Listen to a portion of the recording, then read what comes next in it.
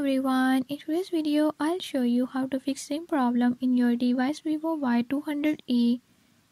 In this video I'm gonna show you how to fix this issue. Before move to the video, if you are new to my channel, don't forget to subscribe and hit the bell icon. Watch complete video and learn how you can do it. Let's watch the video.